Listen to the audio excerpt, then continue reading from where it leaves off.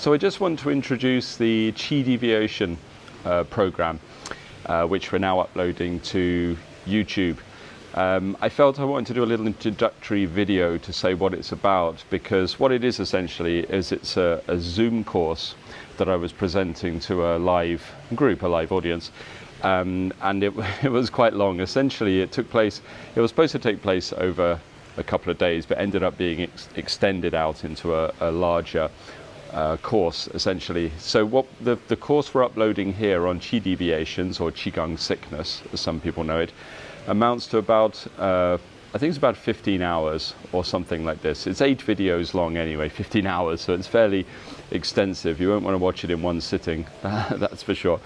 But the reason it's quite extensive and this long is because essentially this course was, when we recorded it or when we taught it live, as it were, online, is most of the people listening were either teachers of the internal arts, teachers of Qigong, or people that were interested in teaching in the future. And on top of this, there was a lot of people who had experiences with errors that had arisen in their internal practice. So therefore, it needed to be quite extensive to cover quite a broad spectrum or topic around the area.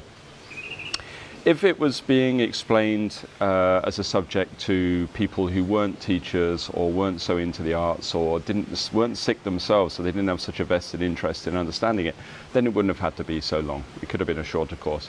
But because of the nature of who I was talking to, it was quite extensive. It's actually the second of the Qi Deviation courses I've taught, and this one that we're presenting here was primarily aimed at non-Chinese medicine practitioners, so people who weren't acupuncturists, weren't herbalists or whatever. It was presented to people who were practitioners of Qigong or yoga or meditation. So therefore I tried to limit the jargon, the kind of Chinese medicine terminology within this presentation. The other version of the Qi Deviations that I did previously a couple of years ago was actually aimed at Chinese medical practitioners, so it talked about point prescriptions and things like this.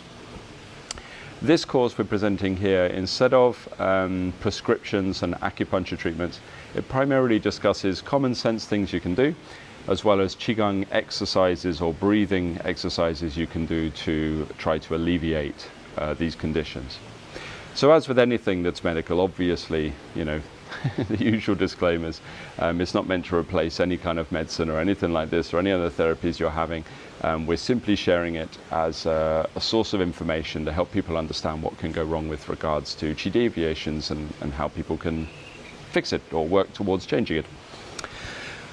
If you're not familiar with what Qi deviations are and Qigong sickness, essentially they are errors or mistakes or negative symptoms that can arise in your practice from incorrect internal study. So people can get sick from meditation, sick from Qigong, sick from yoga, especially some of the forceful pranayamic methods and things like this, Kundalini and all these kind of things sometimes have the potential to go wrong. There's all different mechanisms as to why this is the case, but essentially it's based on the fact that your body has this whole intricate circuitry of what they call Qi, which we break down in the course what they mean by this. And if you make a mistake in your practice, or sometimes there's already a sort of tendency towards one of these patterns being there that you just exacerbate, then people can get sick, and they can range from anything to headaches, nausea, insomnia, and all kinds of things like this, through to full mental breakdowns. Now, it's not really common, so nobody listening to this should be frightened of doing something like Qigong or yoga or meditation, of course, but it's a possibility that things can go wrong in anything. There's always room for error. So part of the reason I want to share this now publicly is because as an organization of Qigong and Nei Gong, Lotus Nei Gong, the school I run, as well as the academy, which is our online section of our school, are actually pretty big. They're quite sizable. It was never meant that way, but the organization just kind of grew. And I think that I think amongst certain groups we're known as a group that understands Qigong fairly well, or energetics, that's kind of how we're seen. So therefore, we do get quite a number of people from around the world contact us saying that they've had problems with Qigong or yoga or meditation. They've got these symptoms that people can't assist with, and often doctors don't understand or whatever, because they're a little out of the ordinary. And we're getting these more and more and more. Now, I will say they're not people we've taught. They're from elsewhere. They tend to come from all over the planet, actually. But we get a lot. And it got to a stage where almost every week we're opening up an email in the school and somebody is getting some kind of problems from internal arts practice. Now, I think in this day and age of more and more information being available online, this is also going to be the case, because commonly a lot of these people that have problems have tried to kind of teach themselves, or maybe just kind of played around with something a little bit earlier than they should have done, and these kind of problems come up. Now, when people contact us, we always say the same: we can't really diagnose you via email or online. I think that's unsafe. I don't like it when people try to diagnose online or via email, because you need to see the person, you need to have a lengthy conversation with them about the issue. So generally what I see when people give advice online is it's not great. You know, you can kind of see that there's a lack of information there for that diagnosis. So someone suffering with something like Qi Gong Deviation or Qi sickness should go and see a practitioner to get a in-person diagnosis. So not being able to provide that service, I can't sit there diagnosing people constantly all day, every day. That would be what my job would become, and I'm primarily a teacher rather than a Chinese medical practitioner these days. We decided to make this course public because I figured, well, at least if people watching this have, not all of, but a lot of information around this subject, then perhaps they can sit and take stock of what's going on for them and gain a little bit more insight. And then from there, maybe, I think if you understand what's going on with you a little bit more, okay, that makes sense, this might be why I've got this issue, then maybe you can try to figure out how to work with it a little bit, especially if we give you a few exercises dotted around the course to help with this condition. So I know this course is not going to be for everybody because it's kind of long, but I feel that if someone's a teacher of Qigong or internal arts, I think it can be helpful to take the time to sit down and go through this material and take notes and learn it. I really believe that. And also I think if you're suffering from some kind of Qi Gong deviation sickness, then I would think that probably it's worth investing the time once again to see if there's anything helpful in here that can try to alleviate these conditions. This was originally a private course.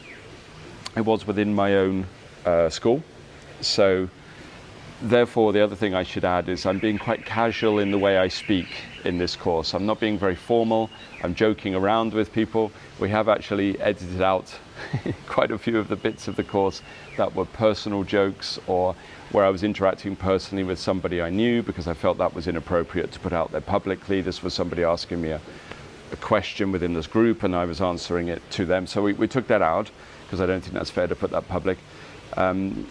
So a few other things, but just be aware that my sense of humor can be a little un-PC at times. So that's what it's like if you're talking to somebody informally.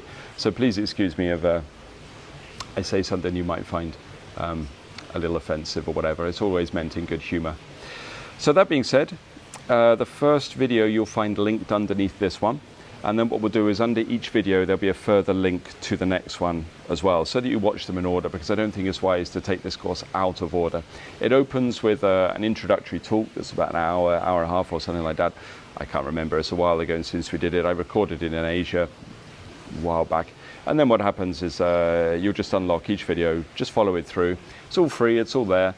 I just hope that the information in this video can help some people, either teachers understand where errors might arise, or people who are living with Qi Gong deviation or dragon sickness or whatever you want to call it, can gain some insight into what might have gone wrong with their practice.